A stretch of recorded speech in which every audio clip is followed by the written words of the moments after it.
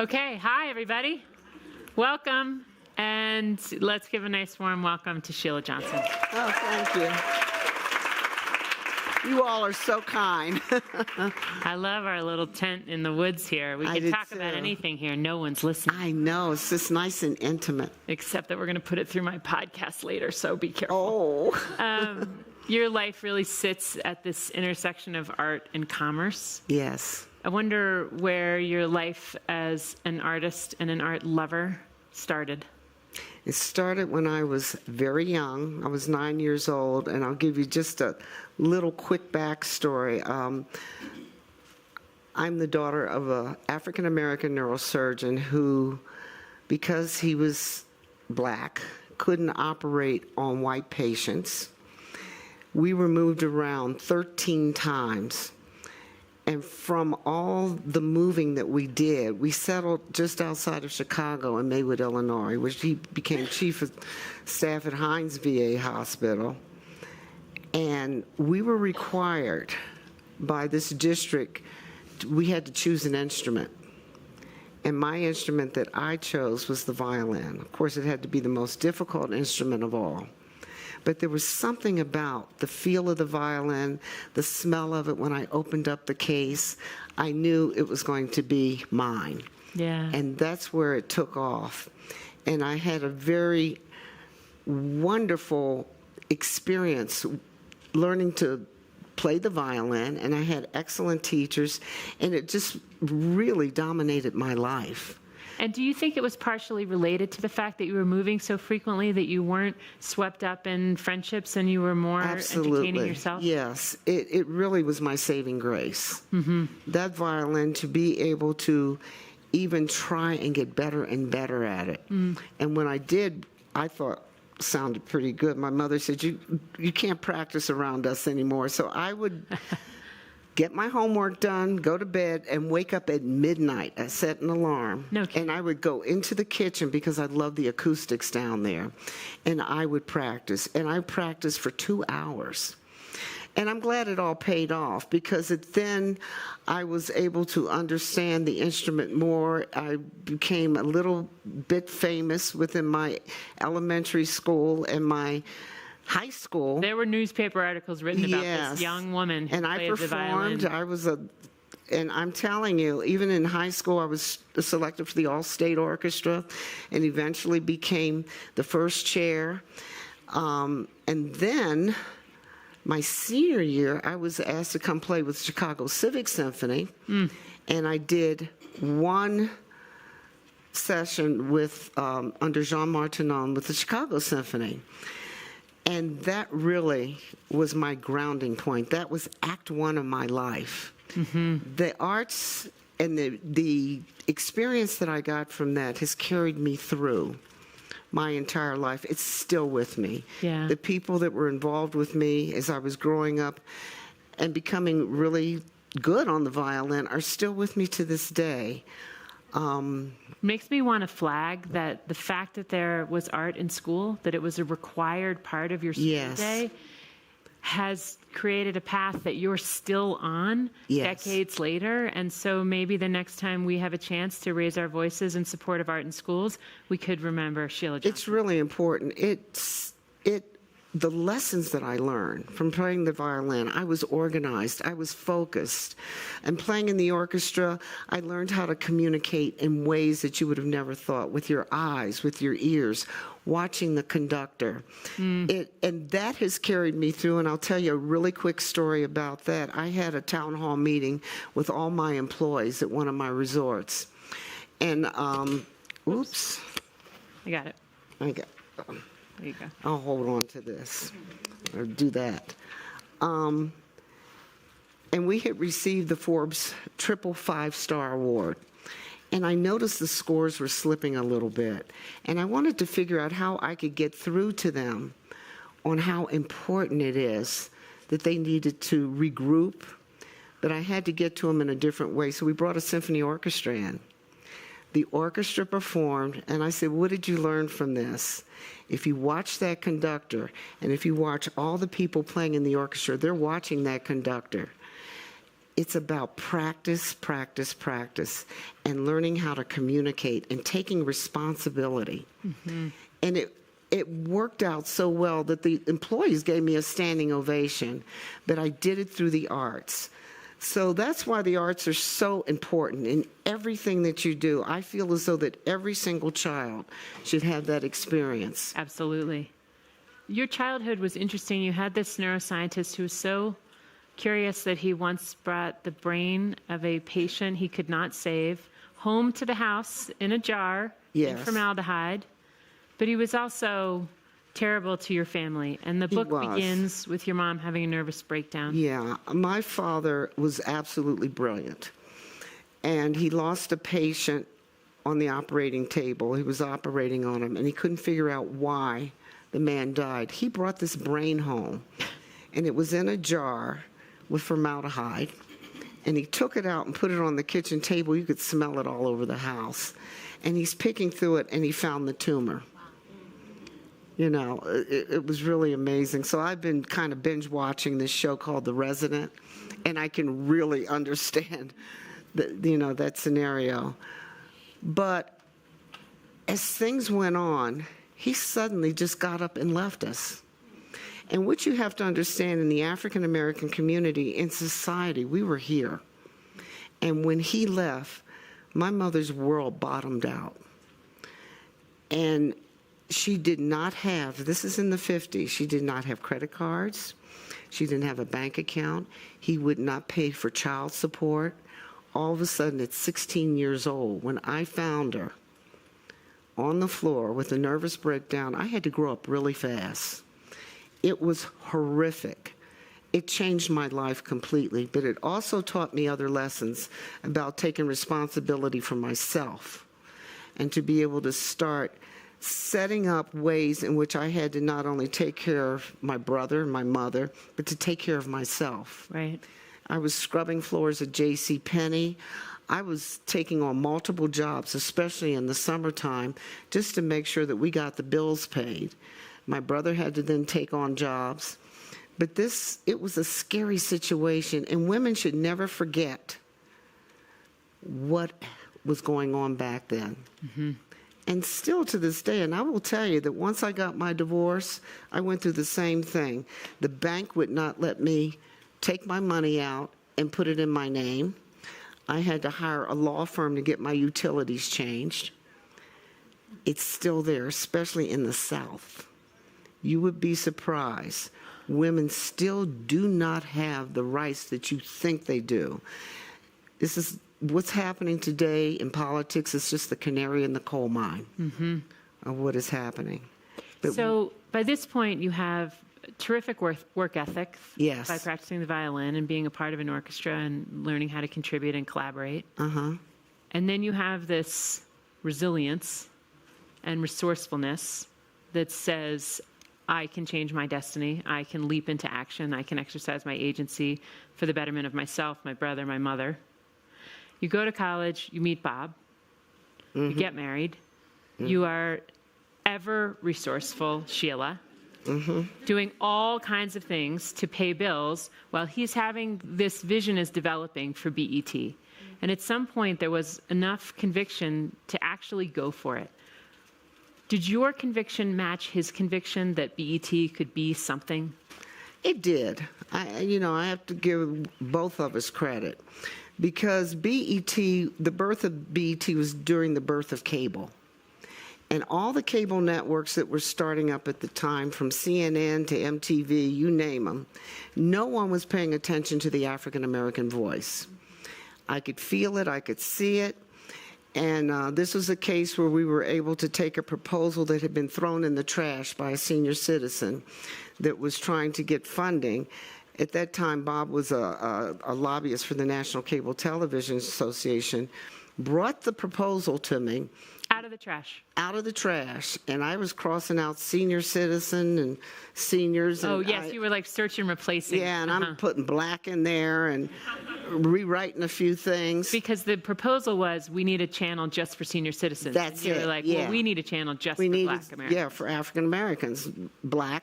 So that's how we came up with Black Entertainment Television. And we went to John Malone here in Denver, who owned all the cable networks across the country. John read the proposal. He says, this is the best idea since sliced bread. Wrote us a check for $500,000. We thought we had made it. It was great. In television terms, it goes like that. Mm-hmm. But I have to give John Malone credit. He stayed with us until the very end. To the sale, he got paid back. It wasn't a gift. Yeah, it was kind of a pretty payback at the end. It was a very pretty payback that he got. But one of the things you had to do to make up the difference in what you needed was to sell your instrument. Yeah, you have to understand, $500,000, as I said, in TV business is not much at all. What we then had to take into account is we had to have office space and we need cameras. And we had to hire people that knew how to operate camera crews. We knew nothing about television. We didn't know anything about even how to start this. But the thing was important, you hire people that are smarter than you, that really understand the business. So we're listening to all of these people, and they were so excited about an all-black network, and we hired away from our ABC affiliates and CBS, and they were really happy to come work for us. How are we going to afford it? I sold my precious violin that my mother mortgaged the house for. I never told her until years later, and she still was mad with me. But it was something that I had to do. There were sacrifices that had to be made in order to get this idea off the ground, and I really believed in it. And it worked. It really did work. And then there was a moment where music videos weren't really that common. Yeah. And then all of a sudden they started playing, and at first it was kind of a thrill to be a part of it, and then they sort of changed, the tenor of them changed. So let me give you another backstory on this. When the video market started to come out, MTV would not play black videos at all. That was a door that opened for BET because we could not get advertising at all for our network. Advertising pays the bills. And because no one would come, they wouldn't believe in a black company. I couldn't even get the hair care products to even get behind us. And it was not until we discovered that the video market we could capture, because suddenly with the Nielsen ratings, people were watching us. It was the video market, and to this day still has kept BET alive. But the thing I did not like the way the young girls were being portrayed in these videos. Now, you younger generation out there, you may think I'm crazy, but I really did not like that. And so what I wanted to do is I created a show called Teen Summit, and the whole purpose of it was called Smart TV Watching. I did not want these girls to think that was the way they were going to live their lives. The videos that started out with Michael Jackson and Paul McCartney were wonderful. The art of storytelling was incredible through music. And I said, this is really wonderful. And then it just went south. And I just couldn't believe the vulgarity of the language, the way the girls were gyrating on the screen. It didn't sit right with me. And if you turn the sound down, it just looked like pornography. Now, you may call me square, but I was not happy with what I was seeing. So I started the show Teen Summit. We created a TV set. It was the top of a apartment building. We had our little fly girls on each side. But what we did is I chose 25 of the brightest, most articulate students that I could find in the DMV, and we met every Friday night at 5 o'clock, and we put a show together and shot live Saturday at noon. It became so popular and so famous that Bill Clinton even came to me. At that time, the teen pregnancy rate was out of control in the U.S. I blame it on the videos. But it was out of control. And so I then partnered with the Brookings Institute for the Prevention for Teen Pregnancy. We then were able to advertise and really talk about this subject matter on air. We even brought parents onto the set. And I remember one mother passed out on me. I said, I want your daughter to tell you exactly what's going on in your life. She says, Mom, I'm having sex. And the woman just went out like a light. And I said, we have got to start communicating with our young people. But that's great live TV. Let's just pause to know that is like a dream-producing moment. Yes, and it was, I had Salt and Pepper on there who were teen parents, and they would talk to the kids, we have an income stream that's coming in. We can take care of them. I'm not saying that what we did was right, but it happened. Yeah. So, and I had the experts behind the screens in case anything went wrong. But it was being able to really talk to these young people about issues that they were uncomfortable talking with their parents about. This show lasted 11 years and was eventually financed through the Kaiser Family Foundation. We won all the ACE awards. We were up for Emmys, but it worked. And we took the show on the road to Houston, which had the highest teen pregnancy rate. And I remember walking on the stage to introduce the show to them, to start this dialogue, and the kids gave us a standing ovation. Some girls were crying, and it just dawned on me, this is what we have to do. And I think if anybody wants to bring this show back to life, go for it, because we need it now. Yeah. We need it now more than ever. Hear, hear. Yeah.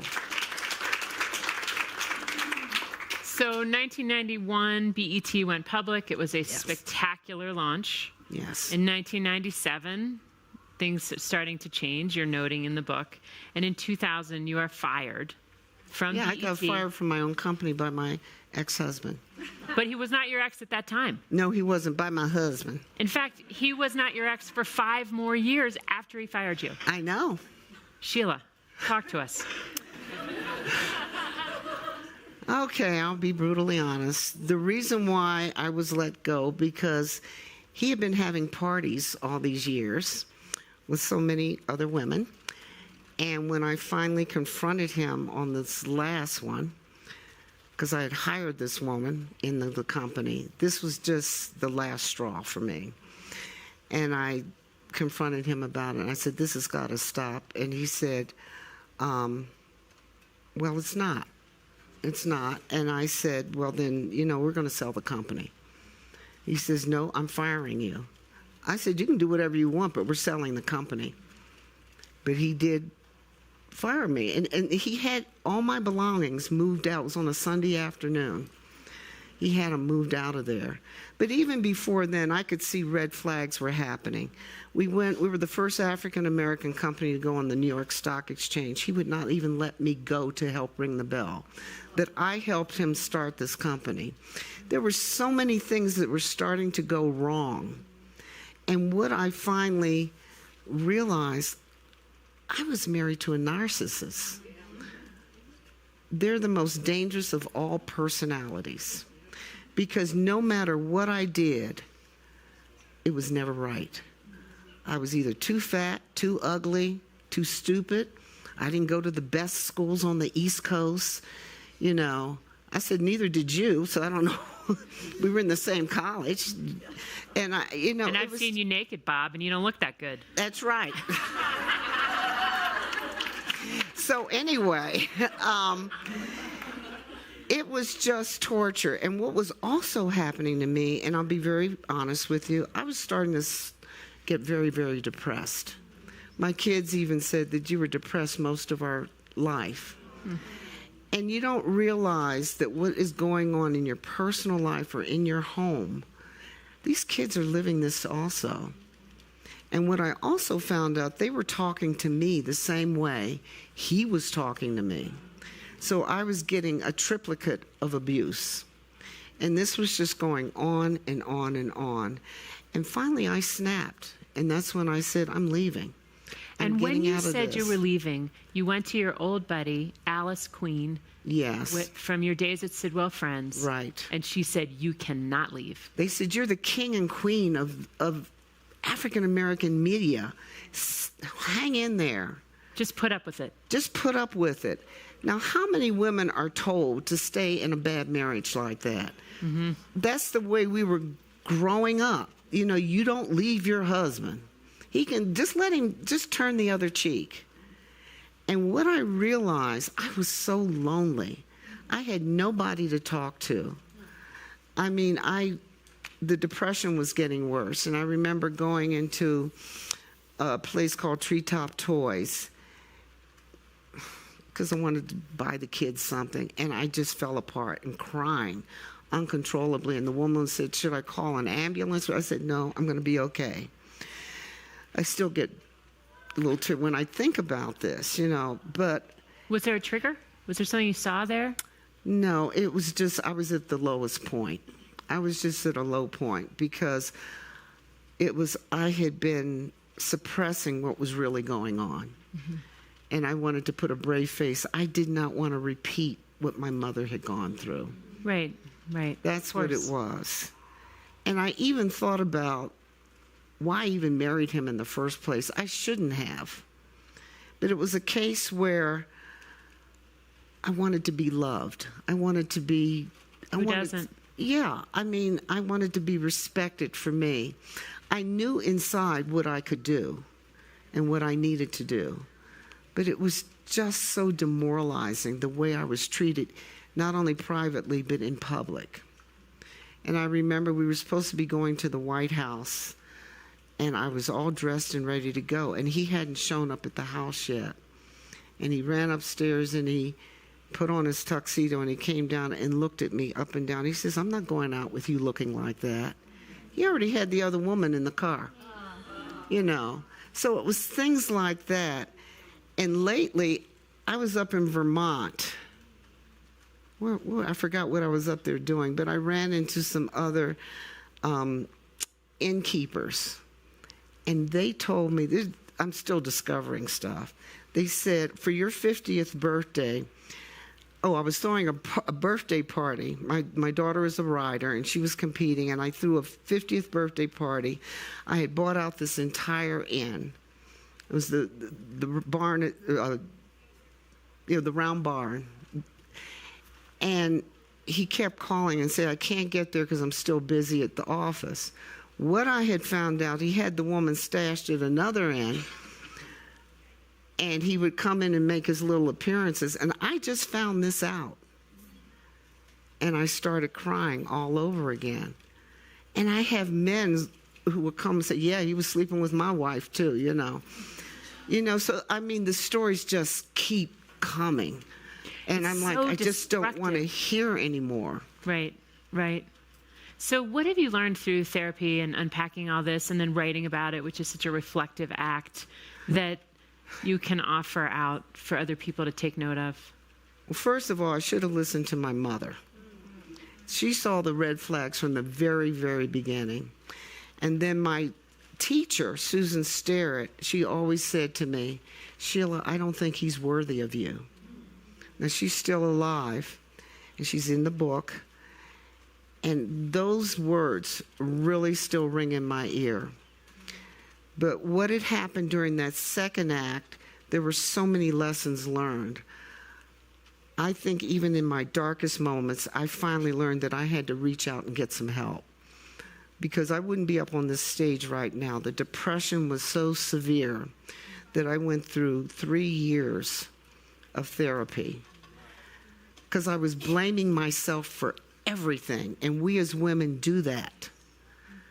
And I had to stop doing that. And I remember, there's a little part written in the book. I had gone to a group therapy where there were 4 other really famous people in this therapy.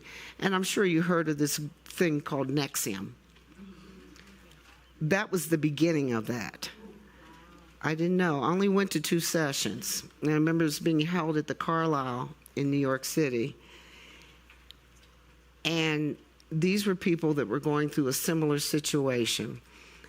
And I would go through this therapy, and then I went back, I think it was 6 months later, and I went through it again because I had to work through what I learned in the first part. The second part, I came down with the most severe migraine, and I started vomiting. And what it was all the toxins were coming out of my system that was happening. And then I just never went back, thank God. Because then it turned into something else a few years later. Mm-hmm. But I then switched to another therapist that really worked through. But I said, how did I get into this? And they said, there are people out there, if they can see a weak spot in you, they will prey on you. They will prey on you and they will eat you alive. And that was the problem. I was too kind. But he didn't eat you alive. No, he didn't. He didn't, damn it. Yeah.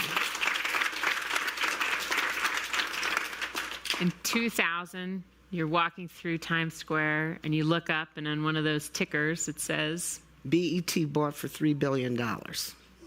And I'm like, this is perfect.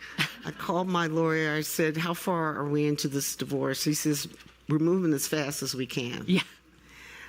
The other thing that I did that is really important, ladies, I kept a journal and I kept receipts and I had files on everything because 2 years before I told him, I said, something told me I needed to keep track of what was going on. I could name names. I had receipts of gifts. There were things, and I kept them in a locked file. And when I went to my lawyer, Sandy Ain, I said, I've got to get a divorce. I said, because my husband's sleeping with her. He goes, yeah, we all know it. And I'm like, darn it. Everybody in Washington, D.C. knew it. You have to understand, this was such public knowledge.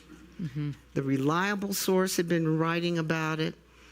And I was just in denial for so many years I was trying to give him the benefit of the doubt. So when I went into him, he says, well, we'll meet in about a month. He says, start gathering things. I said, I'll be back tomorrow. And I dropped the whole file on his desk. He says, holy cow, you were ready. I said, you have no idea. Yeah. You know, for some reason, my mother was in my ear, and she said, it's time for you to get your power back. I'm tired of this. Mm-hmm. You cannot play victim anymore. He was a bad guy. I knew it from the very beginning, and you're going to get your power back, and I'm here for you. So how life goes in full circle, the first part, I'm getting her off the floor and trying to support her. And in the end, I moved her to Virginia, to my farm, and she was there to support me. Mm-hmm, mm-hmm. And this is really important. Don't ever underestimate your mothers. No way. Don't ever do that. But she was there for me, and she never gave up. Yeah. She never gave up. What was her name? Marie. Marie. Here's to Marie. Yeah. In 2002, you show up in court for your divorce. The first judge craps out. The second judge craps out. The third judge walks in, and you recognize him. Yes. Who is the third judge? So, a little backstory again, because I got to put this in context. When I was teaching at Sidwell Friends, I was only making $7,200 a year. It was nothing. You know, I'm here, college graduate, violinist, so forth and so on. And I had to supplement income. Now, I was married at the time, and he was making like $10,000 a year. So, you know, that's when salaries were like they were. So there was a play that had come into Washington, D.C. called Ceremonies and Dark Old Men. It's written by Lonnie Elder. The Negro Ensemble Company with Ben Hooks, they had all come in to do this play. And Denise Nichols had the part in the play, and she was called back to Hollywood. I think she was in room 222. So there was an open audition for this part. And I had seen it in the newspaper, and I said, well, it's just a few blocks away from where I live. I'm going to go to the West End Circle Theater. And I went down and I auditioned. And it was the part of a prostitute. And I said, you know what, I'm so desperate. I'm going to try and get this part. And there were some words in there I didn't want to say. And we worked, I finally got the part. They called and said, we want you, you're perfect for the part. We went 98 performances. It was sold out, and they wanted it to continue, but it was one of the longest sold-out plays in Washington, D.C. So fast forward, I walk into the courtroom. There were only two women in the play. It was me and Betty Howard, and the rest were men. My job in the play was to get the recipe for some bootleg whiskey. And it was a fun piece in the play because I had to dance across the stage and was singing Sweet Georgia Brown. And Feel free to give us a little. Yeah. Oh, that's all right. I go da da da da da da da da, Sweet Georgia Brown.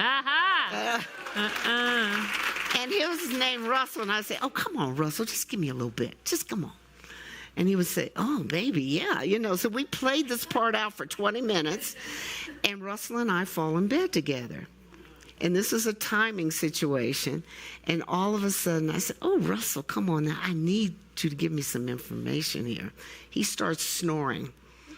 And the whole audience just falls out laughing. So I never got it. But I was working for Mr. Blue. But it was funny. It was a really great part. And I made 4 times the amount of money on that stage for a 20-minute part, doing 98 performances. So I walk into the courtroom, and one of the men in the play was the judge. And I said to my lawyer, I said, "I think I know the judge." He goes, "Keep your mouth shut." He says, "We're going to get through this." And that I did. And so he says, "Now, if you want to go talk to him." So I went up. I said, "Your Honor, may I approach the bench?" And he goes, "Yes, you may." I said, "By any chance, do you recognize me?" He goes, "Oh, yeah, I do." Da, da, da, da, da, da, da. Sweet Georgia Brown. And so then anyway, I said, "Well, how are you doing?" He says, "I'm fine." He kept looking down at these papers. So 3 weeks later, I sent him an invitation because I was president of the Washington International Horse Show. And I was having a gala in one of the big suites. And I addressed it to the Honorable William T. Newman and guest. And his mother said, "Don't you take anybody." She says, "I know how you felt about that woman way back when." And he kept saying, "But Mom, she's married." And she goes, "I don't care." I remember that. Once again, the mothers. Yes. So he came alone, and we started talking, and I introduced him to a lot of people. And he said, "Can I take you out one day?" And I said, "Sure, just give me a call." So about a week later, he did call, and we went to see Ma Rainey's Black Bottom, and he took me to dinner. And how much longer until you married him? Well, it's 3 years because he knew the whole story of what I've been going through. He went through therapy with me. Yes. He said, "If I'm going to get in this relationship, I want to make sure that you're okay."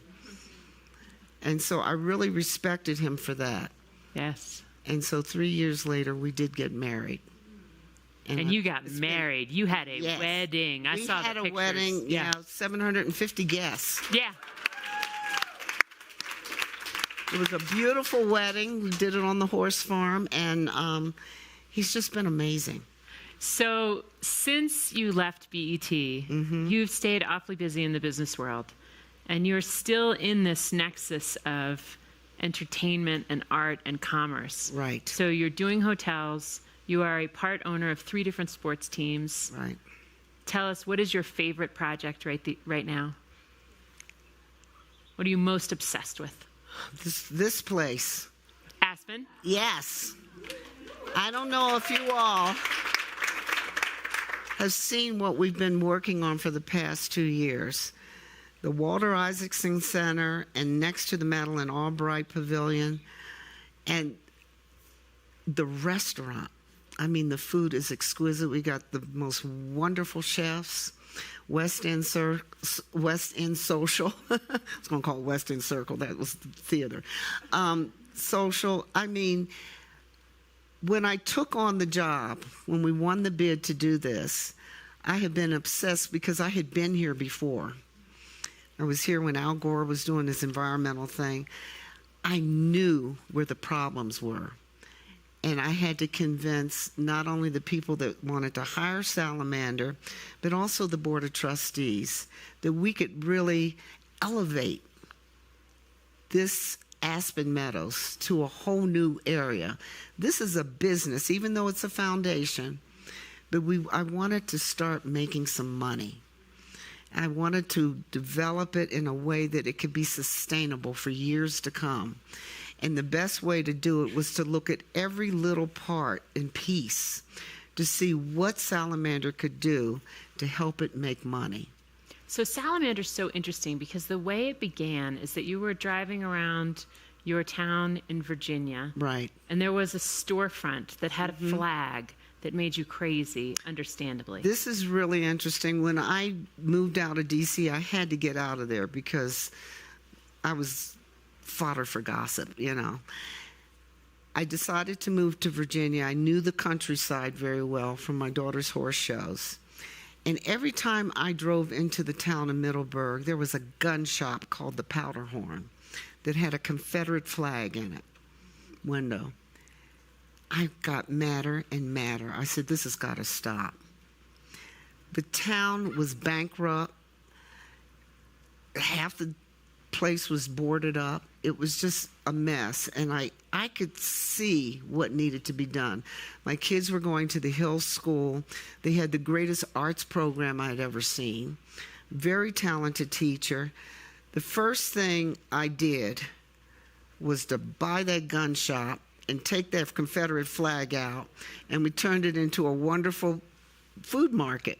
Not like a supermarket, but where you could eat and, you know, and it's just a great community space.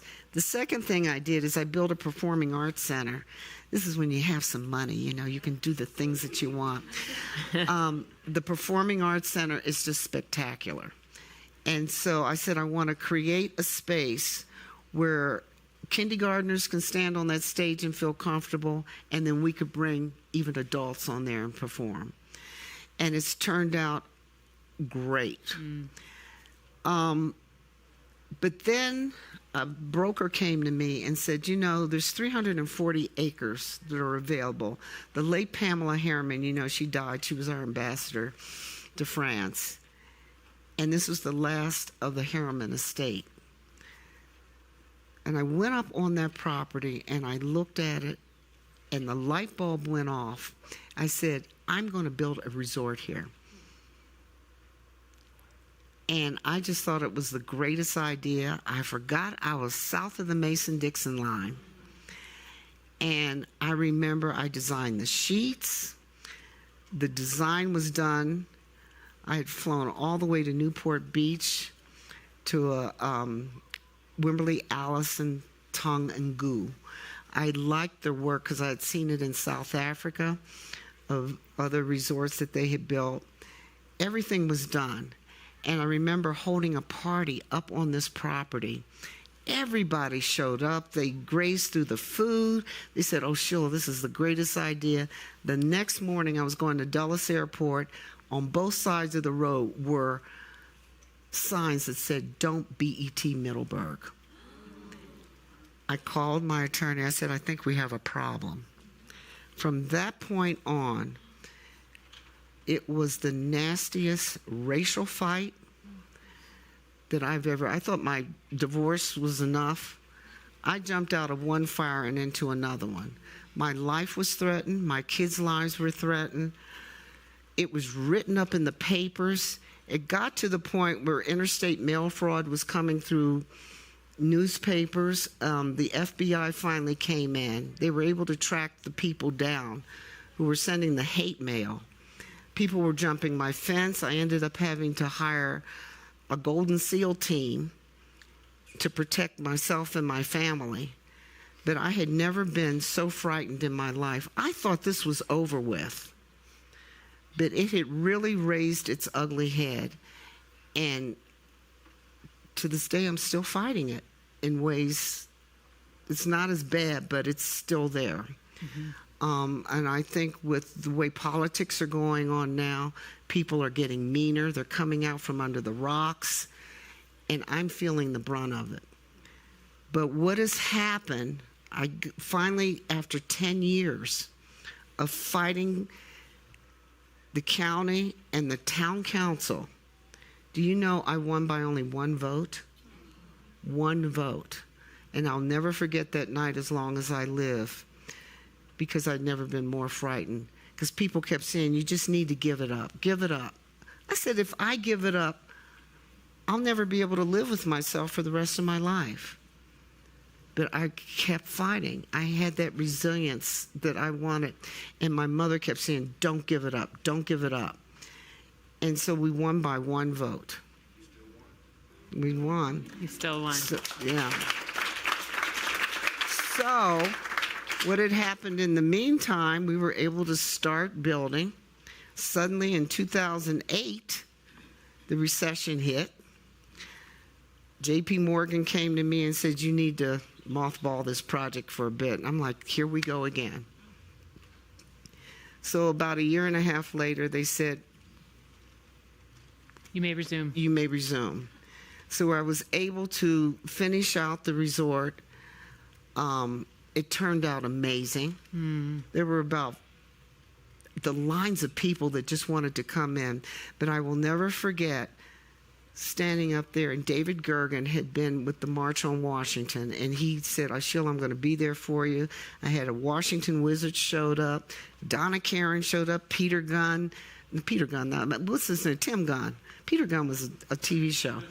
Tim Gunn, I had some celebrities that just came. I didn't invite them. They just wanted to be there to support because they all had seen what I'd gone through. So there were about 450 people that came to the ribbon cutting. But I'll never forget David Gergen's words.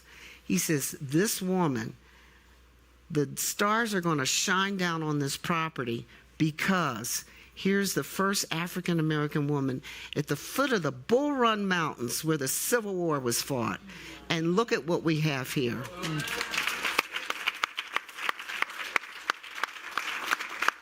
So it's just been amazing. And the other thing is my mother was aging, and she says, I am staying alive until those doors open.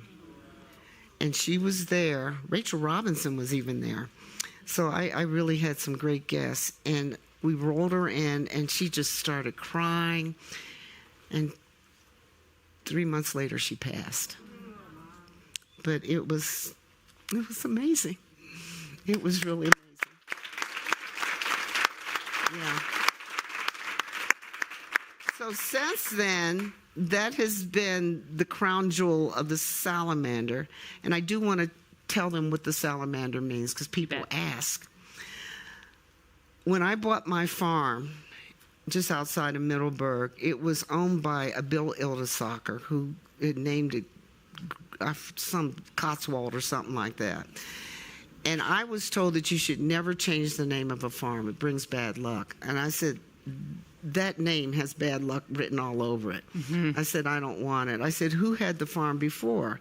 He said, by a guy by the name of Bruce Sunland. Bruce Sunland was a fighter pilot that was shot down over Nazi-occupied Belgium. He was able to escape. His entire unit was, I think one guy died, was captured and put in a POW camp. He was able to go across Europe on a bike and ended up in Allied territory of France.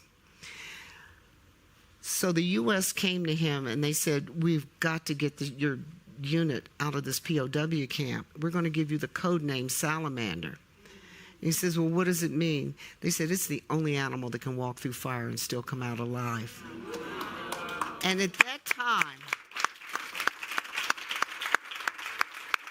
I said, I need that name. You have no idea how much. He says, you can have it. It's all I've done. I just walked through fire. You can have it. And he says, I'll tell you. He says, when you cut off their limbs, they do regenerate. I said, my limbs have been cut. I walked through the fire, and I want that name. Yeah. And I ran into, he's passed away, but I ran into his son, and he says, I love the way you have branded the salamander name. So that is the name of my company. It stands for perseverance, courage, and fortitude. Amen. Yeah. Amen. And it's a true story. If you remember Hogan's Heroes, totally. That's the story of Bruce Sunland. Right on. Yeah.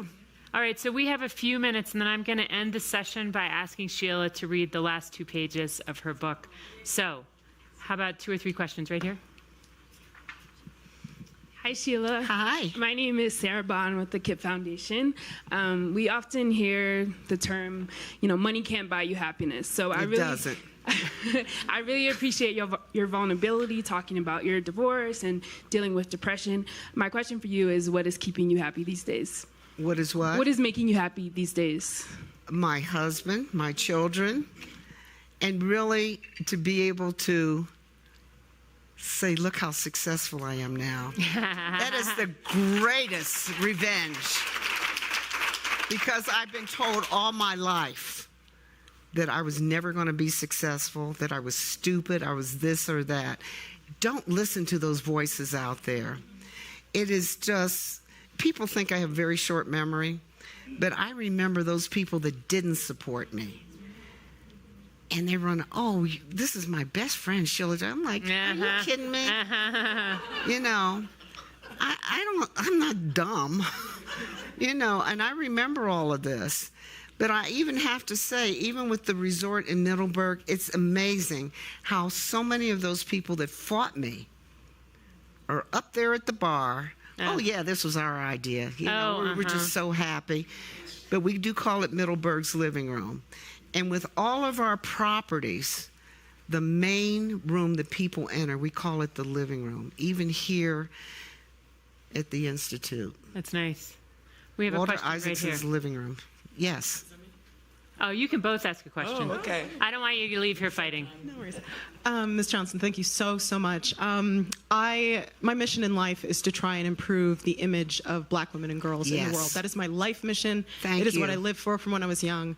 I'm a performing arts student as well, and I sit on the board of the Madeira School, which has a beautiful writing program. Yes. So I'd love to catch up with you later about that. Yeah. But I'm curious, what needs to be done now in order to continue to advance that image of Black women and girls? Because you mentioned it, I think, very well. You didn't appreciate the gyrating images that you saw. No. What do we need to do now? What's the next step? All right. What I do want to do, and I've talked this with my good friend Gigi from Wells Fargo, I really want to bring women together. I was in Abu Dhabi with Mika Brzezinski, and I spoke there.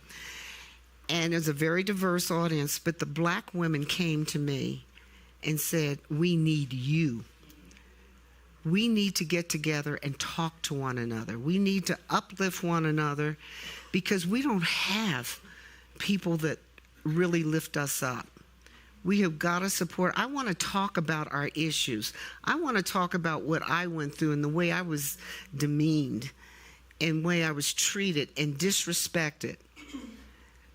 We as women have got to start, especially women of color, got to start supporting one another. It has been a problem throughout our society, and I see it to this day. It breaks my heart when I see women on these Real Housewives stuff and how they disrespect one another. This is horrible television. And it perpetuates this kind of behavior. And I just want it to stop. But I really would like, if I can live long enough, to be able to do a gathering of women. I have the facilities to be able to do it.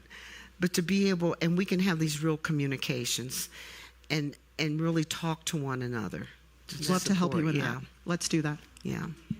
Last question right here. Yes. Oh, my goodness. What a life. I think you would permit me to say that it has to be much more than the concentration on the U.S. and the women in the U.S. Yes. You resonate very much globally, especially in the way that you put strength side by side vulnerability. You put strength side by side being feminine and being a woman. Yeah. It's so important for us to always recognize Absolutely. that leadership is gender neutral. Yes. And that you can, so I, amongst other things that I do, I am chair of the Women Political Leaders in Brussels. And we are the ones that co-organize the Reykjavik Forum in Iceland, in Reykjavik. With the Icelandic government. And that's because Iceland is the country that tops in terms of gender equality with the World Economic Forum annual report. So, you all are here. I'm inviting her to speak. I knew that was coming. I knew it was coming. Is it a yes? Yes. Okay. All right. All right. You ready for me to read something? So I'm going to leave the stage because I feel like this is your moment. But I have enjoyed every minute getting to know you in preparation for this and sitting next to you today. Thank you. You're so welcome. Yeah. Thank you. All right, here we go. I think of my life as happening in 3 acts. In the first, I was a young woman struggling to find her place in the world. In the second, I was a wife, a mother, a teacher, and an entrepreneur, and still struggling. But in this, the third act, I've discovered my true self, and with that, I finally found peace and happiness. If I learned anything, it was that I had to close the door on the toxic part of my life before my heart could open enough to accept the good things that awaited me. Unfortunately, I had to hit the very bottom before I could start to climb out of this miserable place. My journey here has been arduous, and as you've read in these pages, but going through those awful times built my character and my strength. I also broadened my vision of how I wanted to grow my business and my philanthropic work. Over the last 2 decades, I've worked to lift up Black artists, producing Broadway shows such as Thoughts of a Colored Man, Paradise Square, and chairing events at the Metropolitan Opera in the support of Black shows. I put 50 African American students through the Harvard Kennedy School, a project suggested by my old friend, David Gergen. I created the Family Reunion, a 3-day festival of Black American cuisine, which draws chefs from all over the country to Salamander Resort. When we gather there for 3 days of meals, music, and dancing, it truly does feel like family. And speaking of family, my beloved Washington Mystics, those hardworking women basketball players, won the WNBA championship in 2019. I nearly lost my mind with joy, celebrating with them that night. My children, Paige and Brett, are both grown and married now, and I have 4 grandbabies. It says 2 in there. I've got 4 now. I adore. I wish my mother could have lived long enough to know them, but I take comfort in the fact that her spirit lives on through all of us. Bill and I are getting ready to celebrate our 18th wedding anniversary, and I love him more than ever. And you know, thinking about the number, 18 years, reminds me of something I once heard about relationships. People say that when you go through a breakup, it takes up half as long as the relationship lasted to get over it. So, if your relationship lasted 10 years, it'll take you 5 to start to feel right again. I was married to Bob for 33 years. Ugh. And even though Bill and I got together not long after the divorce, I really struggled during those early years of our marriage. I still have nightmares, feelings of insecurity, even PTSD. While writing this book, I tried to think of the first time I felt truly happy and at peace. What popped up in my mind and in my head was a moment in Paris with Bill. The year of 2019, Bill and I had traveled to France for a party celebrating Patrick O'Connell, the chef at the Inn of Little Washington in Virginia, whose restaurant had just received its 3rd Michelin star. I spent a week there, and there was something magical about it, and not because of anything fancy or out of the ordinary. Bill and I spent most of our time walking through the streets of Paris, stopping at little cafes for coffee and pastries, popping into art galleries, talking and enjoying each other's company. It felt like love first again.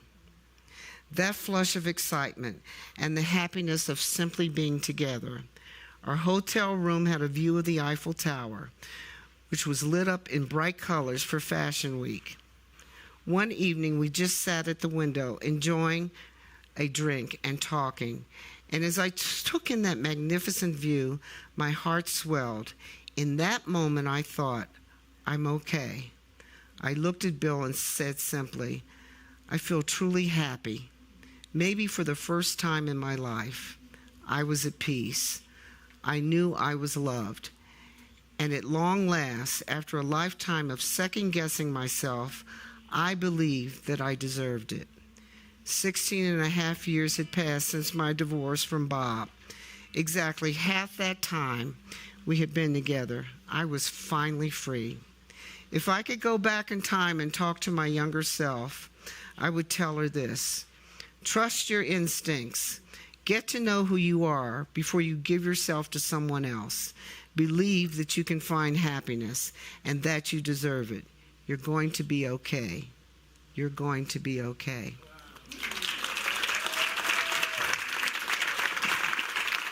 Thank you.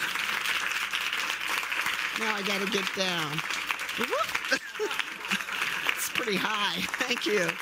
Thank you. Be strong. Get your power back. Thank you. Thank you, everyone. This is